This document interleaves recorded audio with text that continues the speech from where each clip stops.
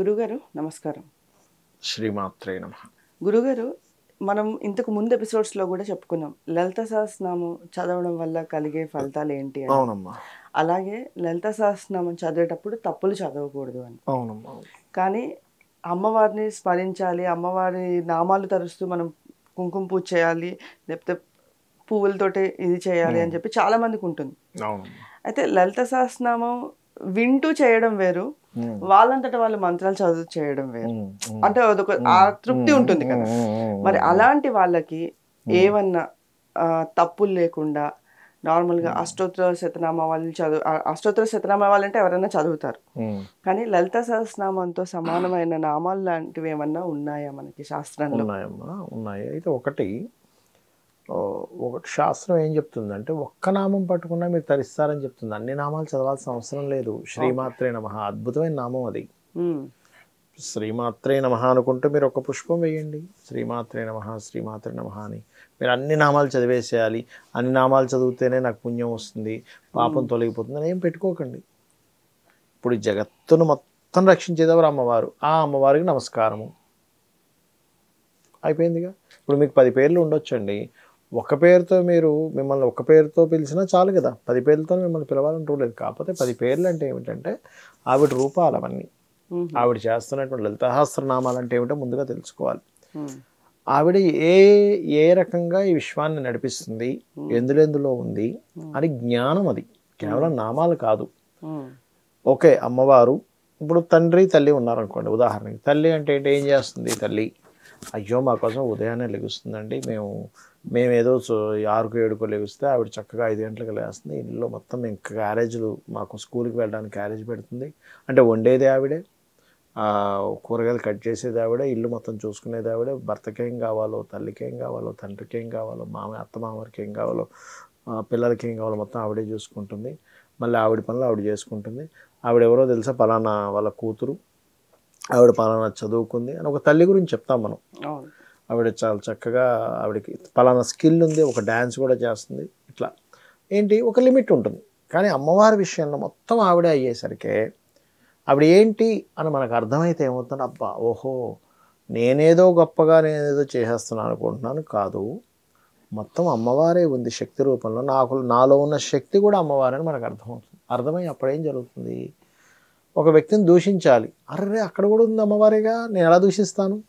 ఒక వ్యక్తి గురించి గాసిప్ మాట్లాడుకోవాలి, అమ్మవారే కదా. అంటే ఏమిటంటే మీరు ఒక వ్యక్తిని దూషించడం ద్వారా, గాసిప్ మాట్లాడటం ద్వారా, నెగటివ్ థింక్ చేయడం ద్వారా మీరు నష్టపోతారు, అవతల వ్యక్తి ఏం నష్టపోడు. ఇప్పుడు మీరు ఒక వ్యక్తి గురించి గాసిప్ మాట్లాడారు, ఏం నష్టపోతాడమ్మా?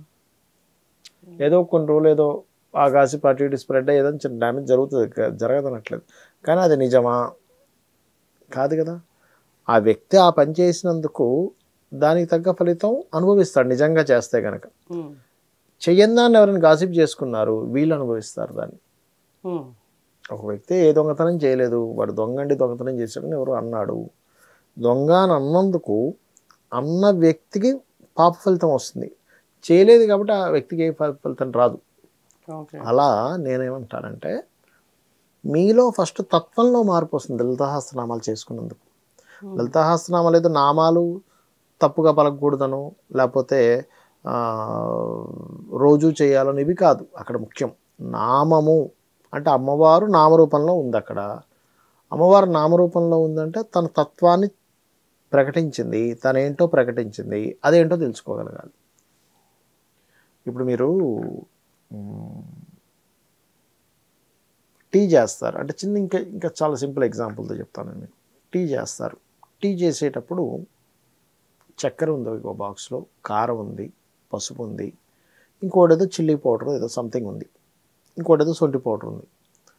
టీ చేయాలంటే మీకు టీ తీపిగా రావాలి అంటే ఏ పదార్థంతో చేయాలి, ఆ పదార్థం యొక్క లక్షణం తెలియాలి.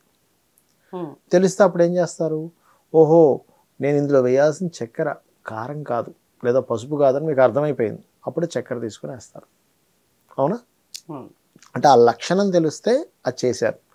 ఇప్పుడు ఈ విశ్వంలో దాగున్నటువంటి అమ్మవారి యొక్క తత్వం మొత్తం మీకు అర్థమైంది. అప్పుడు ఏమవుతుంది? ఒక వ్యక్తి కోపడుతున్నాడు, అరుస్తున్నాడు, లోపల వచ్చేటువంటి ఆ ఉగ్రం ఏదైతే ఉందో అది కూడా అమ్మవారే. అర్థమైందా మీకు? లేదా ఒక వ్యక్తి నవ్విస్తున్నాడు అందరినీ, ఓ జోకులు వేస్తూ ఉన్నాడు, అబ్బా లోపల ఎంత బాగా జోకులు వేస్తున్నాడు, అమ్మవారే కదా ఆ జ్ఞానాన్ని ఇచ్చింది. లేదా ఒక వ్యక్తి బాగా చదువుకున్నాడు, ఇట్టే పట్టేస్తున్నాడు నేను చెప్తే, అరే ఇంత మంచి జ్ఞానం అమ్మవారే కదా అంటే మీకేమవుతుంది? లేదా బాగా ధనవంతుడు, అమ్మవారి అనుగ్రహం వల్ల ఈర్ష్య రాదు, కోపం రాదు, ఇవేమీ రావు, అమ్మవారు అనే విషయం అర్థమవుతుంది. అది అర్థం చేసుకోవడమే లలిత అమ్మవారు. మీకు అర్థమైందా ఇప్పుడు? అది అయితే ఇందులో ఒక 25 నామాలు చెప్పారు, కొన్ని వాటిలో 9 నామాలు చెప్తారు, ఆ 9 నామాలు చేసుకోండి అని ఉంటుంది, లేదా ఈ 25 నామాలు చేసుకోండి ఉంటుంది. అలాంటిది మీరు ఇప్పుడు అన్నారు కాబట్టి 25 నామాలు చెప్తాను. అంటే అన్నీ చేసుకోలేమండి, అన్నీ మాకు ఇది అనుకునేటువంటి వారికి కూడా ఇచ్చారు. అందులో మొదటిది సింహాసనేసి. అంటే సింహాసనం మనం చూడండి, ఇప్పుడు లలిత సహస్రనామాలో ఫస్ట్ లైన్ ఉంటుంది, ఓం శ్రీమాత శ్రీ మహారాజ్ఞి సింహాసనేశ్వరి నమః. అందులో ముఖ్యంగా సింహాసనేసి. అదేవిధంగా లలితా నామం కనుక చేసుకుంటే మనలో లావణ్యత పెరుగుతుంది. లావణ్యత పెరగడం అంటే ఏమిటి అంటే, మనము ఒక విషయాన్ని చాలా క్లియర్గా అర్థం చేసుకుంటాం. అంటే ఏమిటి? ఇప్పుడు చూడండి, చిన్నపిల్లవాడు ఉన్నాడమ్మా, ఒళ్ళో పెట్టుకున్నాము, ఒంటెలు పోసాడు, వెంటనే వాడి మీద కోప్పడం, నీకు బుద్ధి ఉందా లేదా అనం. ఏది నెలల పిల్లని పట్టుకుని ఎందుకనం? వాడికి బుద్ధి కూడా తెలియదు. వాడికి ఒంటెలు పోయాలని, ఈ ఒంటెలకి బాత్రూమ్ పోయాలి, ఇక్కడ పోయకూడదు, ఇది అమ్మ ఒడి లేకపోతే నాన్న ఒడి, ఎవడో చుట్టం ఎత్తుకున్నాడు, ఈ చుట్టం కాబట్టి నేను వాడి ఒళ్ళో పోయకూడదు, అమ్మ ఒళ్ళో పోయొచ్చు, ఇట్లాంటివేం తెలియవు. ఒంటెలు వచ్చింది, వాడి బుద్ధికి సంబంధం లేకుండా పుస్తకం బయటకు వచ్చేసింది.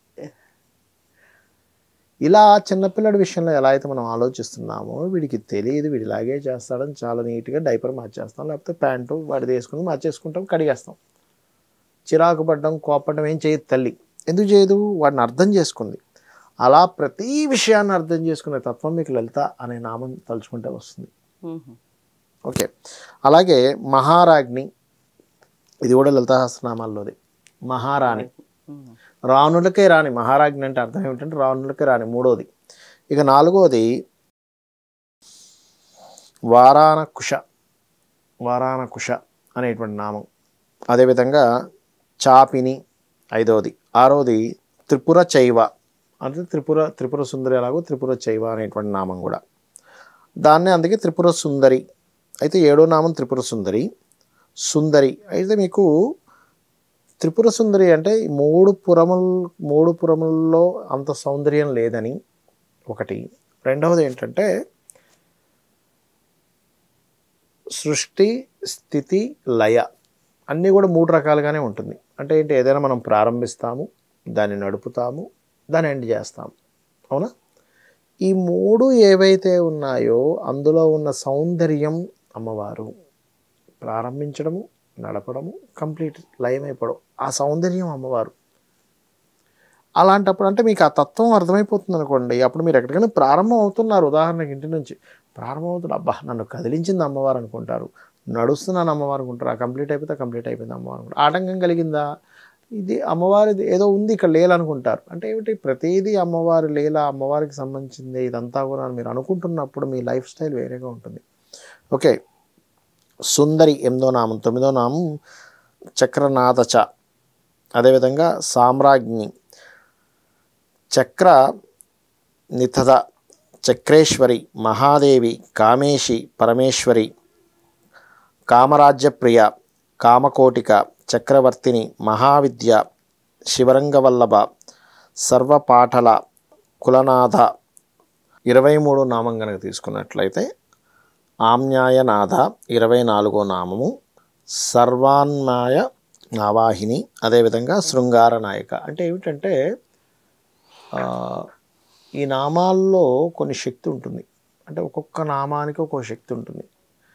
ఈ ఒక్కొక్క నామము చేసుకునేటప్పుడు ఏంటంటే, ఇప్పుడు మొదటి నామే ఉంది, సింహాసనేషి అనేటువంటి నామం ఉంది.